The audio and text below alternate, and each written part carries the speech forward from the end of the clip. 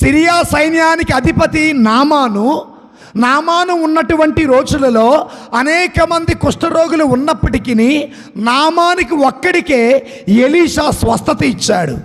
ఎందుకు అనగా నామాను అన్యుడైనప్పటికీ ప్రభుని విశ్వసించాడు, స్వస్థత పొందుకున్నారు.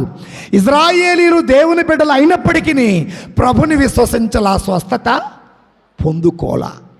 ఈ రోజున ఆనాడు ఇజ్రాయేలు ప్రజల వలె ఈనాడు యూదులు కూడా యేసు ప్రభువారు దేవుడు అని నమ్మల. ఆయనను ఒక మనిషిలాగే చూస్తున్నారు, కానీ ఒక అభిషక్తుడులాగా వాళ్ళు చూడటల్లా.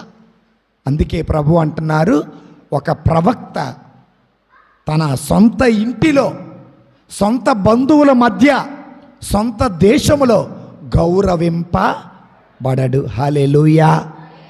అయితే ఇజ్రాయేలు